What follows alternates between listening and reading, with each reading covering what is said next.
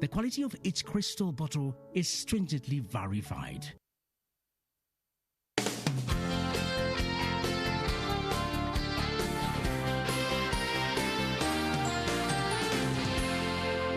You're watching Morning at NTV. Thanks for staying with us right here on Morning at NTV. Did you know that some 284 million and counting cases of COVID-19 have been registered on the whole global stage? And did you also know that over 5.4 million people are no longer with us since getting infected with this heinous disease? They died. Did you also know that over 52 million people have also recovered from this heinous disease? And you can recover too if you are grappling right now. We also do know if you wear a face mask, you can actually ward off the infections. If you actually social distance, put 2 to 3 meters between you and the next individual, you can actually protect yourself immensely in that regard. Let's clamor for the vaccinations and increase them from the 11 million that we are seeing right now to over 22 million so that we fully protect the vulnerable people within this country. Away from that, small and medium-sized enterprises, yes, are clamoring for a full reopening, but many of which might not be having the financial muscles to resuscitate their businesses in that regard. But government is giving a 200 billion stimulus package. 100 billion is coming in from the financial banks, and then you do have some 100 billion that is coming in from the government. But how little, how efficient, how sufficient is this money to help these businesses get resuscitated in January of 2022? John Walugembe, the president of the Federation of Small and Medium-Sized Enterprises, is already here to talk about this and a lot more. Good morning, John. Good morning, Romeo, and thank you for having me. You've been here several times, John. Yes, definitely. And of course, we've been talking about this 200 billion Uganda shilling stimulus package since they started talking about it. And now you've started receiving the money. Bring us up to speed. No, the money, the central bank, the government released 100 billion shillings to the commercial banks. As you know, this money there's a contribution from private financial institutions and a contribution from government. So once government released its batch, the idea now is that SMEs should feel free to approach their financial institutions and request for this money. It's a loan. It's not a grant. So if your business is not in the position to repay this money, please don't waste your time going to the bank, because the bank will definitely not give you the money. It's a loan. It's a loan targeting small businesses, not everyone. It's only targeting small businesses. And in our view, it's just a painkiller. It's not the magic bullet that will solve the problems that SMEs face. So what is the magic bullet? So there's no magic bullet. It's a hard work that each entrepreneur has to put into their business. It may be that for some businesses they have to bootstrap, as we call it, and rely on the income that they generate in the business, and so that the business grows organically. Not every business has to go through debt. The other challenge with our country is that we are very much debt focused, but ideally we should have a range of financial instruments that SMEs can utilize to grow. You know, if we have if we had liquid capital markets, that would be one option. If we had venture capitalists, those would help a bit of the startups. If we had vibrant private equity firms, they would also support a number of growing businesses. So the challenge with our country really is that we are depending so much on debt. I see. You do have some 2.5 million SMEs within this country, and they're shelling on these 200 billion. Is it really enough? No, it's not enough. And not every Romeo, you can't calculate things this way. Yes. Because, first of all, of those 2.5 million, not everyone is a small business. Yeah, the majority, 93% of those are micro businesses that would not qualify for the small business recovery fund, except through groups. So a large percentage of that group do not qualify for the 200 if you were to ask, my estimate is you're looking at about 300,000 or so eligible businesses that can apply. But even within those, not everyone is actively banked with a financial institution. But we must also understand, financial institutions may not be very eager to give out this money. Remember, because of the credit rating of the businesses. No, the interest rate is very low, 10%, and it's on half you know, and they also have their own money which they want to lend, and they're also a bit of risk averse at the moment. So we must all take all these things into consideration. The challenge we have is that we don't have a dedicated vehicle through which we finance our SMEs, and maybe that's something we need to think about as we go forward. We have now been experimenting with different approaches, UDB, now commercial banks, microfinance support center. What is the best vehicle through which we can be sure that once money is given through this entity, it reaches the final beneficiary? Okay, if this money is going to be going to the small businesses, what is the fate of the micro and medium-sized businesses? Where are they the medium-sized businesses, the idea is that there's some money that was previously given to the Uganda Development Bank. They can try to utilize that. That money also has some limitations because it's only supporting SMEs within given sectors. You know, then you also have the money that was given to the microfinance support center. There's also an opportunity to apply for that through the MUGA scheme. But all these initiatives, I think, have an opportunity to be further improved. So as the Federation will take interest in how can we make these more robust so that more of SMEs can be supported. But as I said, we shouldn't focus so much on the financing. Sometimes the lack of financing is a symptom of certain issues within the business. Now, we're not saying every business is having some gaps, but for most of them, the lack of financing may be an issue of operation within the business. So you shouldn't look at looking for financing perpetually. Sometimes it's important to assess and see what can you address within that business, because many businesses can generate money and don't even need to borrow. So I don't want to perpetuate the myth that every SME has to keep borrowing and so on, and running after this government resources and so on. The money is there. It's more of a painkiller, as I said. Indeed. It's not a magic bullet. It's not going to solve all the problems. So the SME, now that the economy is going to be reopened, should be focusing more on the fundamentals. What kind of fundamentals? You must have customers. You know, if you don't have customers... You know, I haven't been working for the last 2 years, remember, John. And yes, but now, no, you can't use that as a perpetual excuse. Been out of my grasp for the last you cannot, 3 weeks. You cannot use that as a perpetual excuse. Yes, there are sectors of the economy that haven't been reopened, like the education sector that will be opened soon.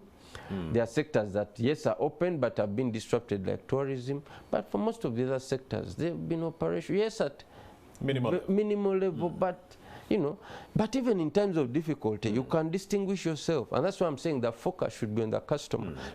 Make people part with their money somehow. If you don't make that happen, then this issue of relying on loans and so on cannot be a long-term solution. Ultimately, you must have clients who are willing to pay for your product. Indeed. That's the starting point, and that's the most critical point. And for SMEs out there, that would be my advice. I want to veer away from the SMEs a bit. I was talking to Hasadu Chirabira, and he was saying schools are also private institutions. Also part of this. Schools are SMEs. Schools, many schools are SMEs. They are part of this 200. Kindergartens are SMEs. Most schools are SMEs. Most entities in the education They're space regarded as small businesses. Correct. And they would... Not so medium-sized businesses. No, some are medium-sized, some are large, but some are small. I see. For the small ones, they can apply under this initiative. For the medium-sized ones, they can still go to UDB. Remember, one of UDB's core sectors of focus is human capital development, which is education. Indeed. So those schools can approach. I don't know whether UDB can give that kind of short-term financing for working capital and so on. Sometimes I tend to think that they are more long-term oriented. But I think that is an option that school owners can consider. All right, let's talk about another pertinent issue, that is the Dubai flight ban. It's affecting our small and medium-sized enterprises. Many of the traders and business people who are applying this route can't do that anymore because of these cancellations. That started on December 23rd, but then we did see an announcement on Tuesday. But these cancellations have been taking center stage at least since December 23rd. But those who are within Dubai, you can make your way back to your home country, which is Uganda. So let's talk about the effect of this flight ban on our SMEs. Talk to us about that. First of all, the COVID-19 pandemic is going to be with us for some time. And the biggest challenge that this pandemic creates is this uncertainty, is this inability to plan long term. To give you an illustration, in the US alone over the festive season, different airlines have cancelled 900 flights. Especially during Christmas season. 900 flights. Not one, not two, but 900 flights cancelled in the US alone. If you look at other countries, it's the same. Now, with the new variants coming on board, it means we should expect all kinds of uncertainties. Now, going to UAE, UAE is Uganda's largest trading partner in the Middle East. If you look at the year 2020, we exported about $1.8 billion worth of goods and services. So this is our largest trading partner in the Middle East. So any kind of disruption will definitely affect us. Remember, what you are exporting are both goods and services, meaning the labor that we export. Even human labor. Even human labor. Now, any kind of disruption, as we see now, is going to have a negative impact on the overall trade figures, especially for our country, Let's Uganda. break it down for the Now, viewers. thankfully, How shall we be affected negatively by this flight burn? Because, yeah, so many people are talking, they're saying it's not fair. You know, Dubai or UAE is having some 742,000 cases of COVID-19. Uganda has only 137,000. And they are cancelling flights coming in from Uganda to UAE. And then the ones from UAE, which has more COVID-19 cases, yes, are allowed to come into our country. That is not fair. No, the issue in the world is that generally life is not fair. We can't treat each other. So, for instance, if you look at the UAE and Uganda, it appears to me at least that Uganda seems to have more to gain. And Uganda should be cancelling flights from Dubai. No, if we because did they that, have more cases. No, if we did that, it would be we would be creating problems for ourselves. As I said, this is a major trade destination. They've cancelled flights, yes, but the cargo flights are allowed to continue operating. So for me, I wouldn't take this approach. It would be too simplistic. Part of the challenge that I found with the strategies that different countries are adopting in fighting this pandemic is assuming that COVID-19 originated in Africa, which is very wrong. Simply because now you see when South Africa, because of its advanced medical industry, was able to identify the Omicron variant, our colleagues in the West rushed to put a ban on not just South Africa, they put a ban on Swaziland, on Namibia, on Zimbabwe, countries that had not declared any case whatsoever. Simply because only to find that having closed, they had more cases. Now they are struggling, they are locking down. and this pandemic is proving them wrong, you know, because this assumption that all sorts of diseases will originate in Africa is wrong, because it's a global disease and we must try to sort it out. Of course, the as a whole. even came out and said, well, for us, we discovered the COVID-19 variant of Omicron in our sewers, even before South Africa could pronounce that they had discovered it. So it was in the Netherlands before South Africa simply had very good scientists that were able to alert the world to the existence of this variant. That did not mean that they were the source. All those countries had them, but for some reason their scientists were asleep on the job and were not able to identify the variant. So this idea of banning flights from Africa as if Africa is the source of this, of this is, I think, personally, I think is wrong. Discriminative. It's discriminative. It brings, like the South African president said, it tries to bring a bit of apartheid in handling a medical emergency. But that said, I think Uganda shouldn't retaliate. Thankfully, the cargo trucks are still moving. Let's try to utilize that. Now, in regard to the negative impact specifically, our tour agencies are going to suffer. Indeed. Because their clients have paid money. Once the client pays, government takes off its tax money. The airlines retain some money. Now, when that client wants a refund, he wants the whole amount. You cannot explain to him that it's not me who takes everything. So it means that those businesses, for the good of future business, have to find money to compensate the clients, which is extremely, extremely unfair. The companies that externalize labor are also going to suffer. Of course, the people who have paid for tickets are going to suffer and take the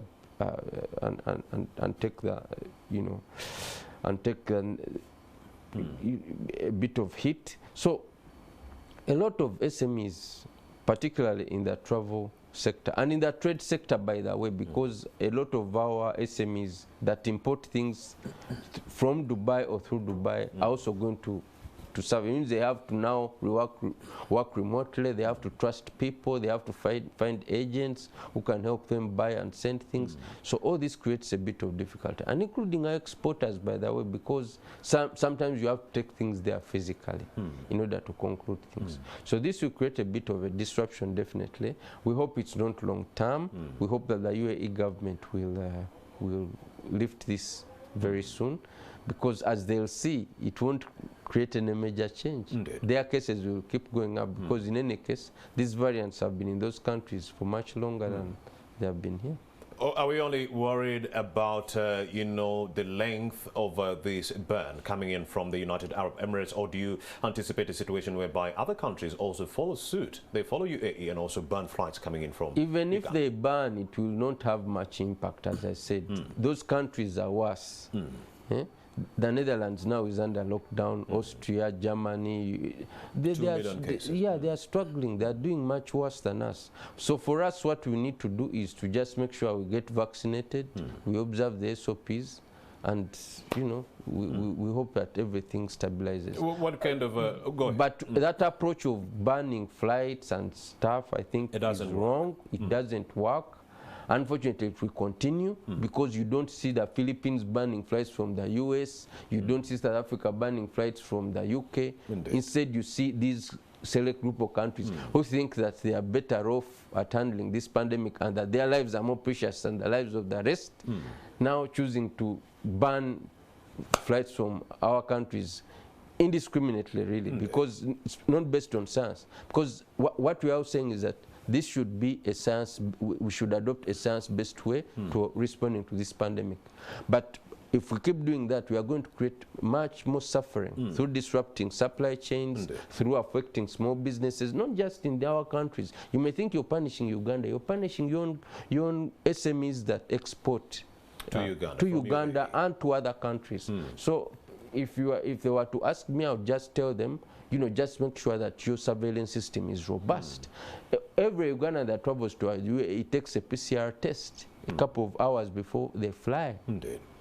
And you also, they had imposed a system where you have to pay for a test on arrival. So are you trying to say that your system was overwhelmed, or that for some, even if the tests from Uganda were wrong, you still have the option to test on arrival? So for me, I don't think that this is useful. Indeed. It's definitely negative, and it's going to affect our businesses, but we hope it does not subsist for a long time. But John, what alternatives are there for our small and medium-sized enterprises who are doing business with Dubai or the UAE? No, they need to adapt, as I said.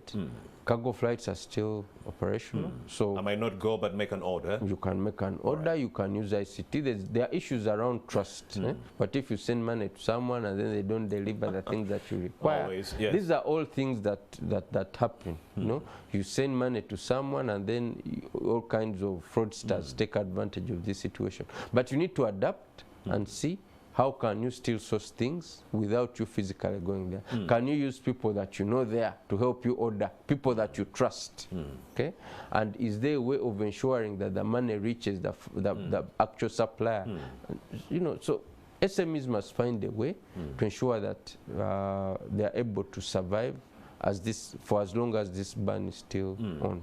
All right, what kind of recommendations do you give to government to handle this situation between the stalemate we are seeing between UAE and No, I think government should take it easy. No retaliation. No retaliation. The other than the sovereign government, I think they've taken a decision based on the data that they see. We may also have a position that's not as bad as they're saying it is, but you know, that's for them to determine. So I think government should take a wait and see approach. I'm sure it will be lifted soon. Because as I've told you, it won't work. They'll also see. It won't have any fundamental impact on their numbers. Because this assumption that COVID-19 is coming from the outside, I think was debunked long time ago, yes. Yeah. All right, Abzi, we clamour for the full reopening. John Walugembe, yes. What do you think an SME whose business had slowed should be doing or looking forward to? So I think SMEs need to be hopeful. Indeed. As the Federation, we spent 2 years championing your cause, telling government you've been hurt and things of the sort.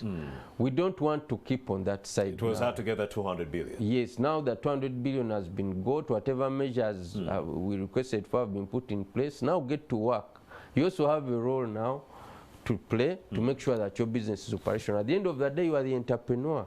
You are the one to make the profit, and you are the one to make the losses. So please get to work. Leave the excuses aside. Oh, we're impacted, customers were not... those things are valid, but now the economy is reopened. All right, here's another factor I know the SMEs might want to even talk about right now, and of course send a message to the central government. The issue of tax havens. Many have been saying, can we have a situation whereby government institutes a tax haven for some few months, even 6 months for the SMEs to operate, that's minus paying taxes, that is very so that they can get back on their feet. No, government also needs money. No, we can't make annualistic demands on government. You also have to be fair. Government is also struggling in meeting its own tax revenue collection targets. Indeed. So I think, and government has already made the commitment that we are not going to increase tax this financial year. We are just going to improve compliance. I think that's fair. Let's also do a bit. Government has put 200 billion. It has been hand-holding us for now. Let's, if we can pay something, pay something. Let's not again ask for things that may not be realistic. Besides stimulus packages, the issue of tax havens, what kind of atmosphere do you want to see executed by government? No, we want a business, a safe operating environment. We want a business environment that is conducive for business. We are asking government and its agencies, please do not put unnecessary roadblocks in the way of business. What do you mean? All kinds of requirements, certificates, this, that. Now SOPs may also become another barrier. Where you are asking for, now I see every entity putting vaccine mandates. The WHO has warned. It's good that we encourage people, but we shouldn't say we'll arrest people on the road and say produce your vaccination certificate. No. Let's educate people so that they take vaccines voluntarily. We shouldn't adopt a coercive approach. And of course it is. For adults, once you take a coercive approach, sometimes they may refuse, not because they don't want, but because they feel that they need to take that decision using their free will. So I think what we all should do in our respective areas of influence is to continue educating our constituents. Why do you need to be vaccinated? You see, personally, double vaccinated, thankfully. I've asked SMEs to do the same, but you shouldn't say you are not going to get a service, you're not going to get treatment when you're not vaccinated and so on. I don't think that's the right approach. Let's educate people so that they make that decision on their own. And that World Health Organization has said as such, vaccine mandates and trying to force people to get, I think, will also be counterproductive. So that's what I can tell our colleagues. There is another factor right there that a government can expedite to create a conducive operating environment. The issue of the high cost of doing business on the internet. You have a 12% tax on data and so forth. No, that is something that should be removed yesterday. Indeed. We have expressed these concerns to the Ministry of Finance, and the PSST said they are studying this issue. They are trying to see how much money did government make, and if they remove this tax, how much will they lose, and then what negative impact is this tax having on the ecosystem. Okay, once they've quantified that and they've seen that it's useless, like graduated tax, they remove it. So our recommendation is the next financial year, please remove this tax. It's completely time wasting, not useful, and disruptive, because we are talking about a digital economy. In the digital economy, you cannot have such disruptive and regressive taxes. Yes. What else do you want to see instituted, John Walugembe, before I let you go? No, we want to encourage our young people to start businesses. This is very important. There are no jobs. They are just no jobs. So we must look at ourselves and see what can I deliver, what service or product can I deliver and get paid for. So as a country, we need to continue propagating this message. Our young people need to start businesses. And our role as government and as agencies is to support them to succeed. If a young person is succeeding, don't arrest them because they lack a trading license. Honestly, they are just starting out. Come in the third year to pick the trading license. So let's encourage our young people to start businesses. Our women, our youth, we need money and we need to grow and we need to create decent jobs. And the only way this can happen is through businesses. Thank you. All right, that is John Walugembe. Municipality, Wakiso district. Well, you know very well it's just a day. Been affected by that same, directive coming in from the leaders in the United Arab Emirates. We've also been talking about how the SMEs have been grappling and what they should be having at the back of their mind as we fully reopen, that is in January of 2022. Speak to the SMEs in your last pointers, Mr. John Walugembe, and talk to them about the significance of embarking onto the internet and maximize on the use of technology when it comes to wooing of customers, because we are entering January. But 3 months down the road, when cases rise exponentially, we can go back into a 21-day lockdown. Many people are actually conversing about the same. So we might go back into using of technology, but there's been a resistance from small and medium-sized enterprises to adopt or adapt to the technological advancements we are seeing right now. No, so SMEs, okay, let me start by saying, dear SMEs, you need to go digital. Indeed. You need to go digital because that's where the world is going. It's not a choice. That is it. There's been resistance in Chikubu. Typewriters were eliminated by computers is the way the digital revolution is going to turn things around. That said, SMEs are being challenged by what we call digital illiteracy. They don't know how to use the digital tools. And the Federation, working with the Uganda Communications Commission, has been supporting SMEs through digital literacy campaigns, which we have run throughout the country since 2018. If you have not participated in any of those campaigns, please reach out to the Federation. Send a request to us and let us see how we can plan to organize a digital literacy campaign near you. The second thing is around gadgets. Gadgets are expensive. SMEs need smartphones in order to go online, and smartphones are expensive. So there's need to ensure that the cost of the smartphone comes down and is affordable by SMEs. I know UCC is having an initiative around this, but I'm sure it's not enough. There's more that can be done to ensure that gadgets are more affordable. Finally, we need to ensure that the cost of electricity is down, because you need to charge these phones, you need all this infrastructure in place. My small business, and also the data itself must be affordable. And that, of course, speaks to the 12% tax on data. So once these 4 elements are clear, I think SMEs shouldn't have a problem. But the biggest point now is digital literacy. SMEs should know the how and why. There's also a ban on Facebook. Well, that has been on and off. That has been on and off, but I hope it's lifted.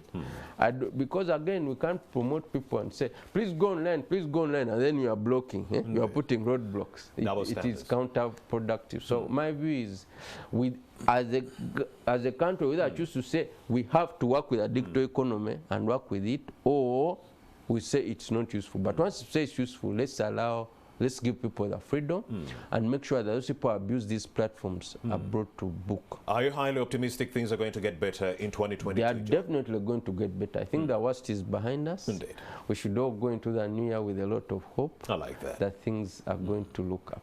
Indeed, I like the energy. And that's John Walugembe, President for the Federation of Small and Medium-Sized Enterprises. Thank you very much for coming through and actually, talking to us about this pertinent conversation and also breathing some life, hope into many of the Ugandans who had actually despaired or because of this very, very challenging situation or to COVID-19. Thank you for coming through. You're welcome.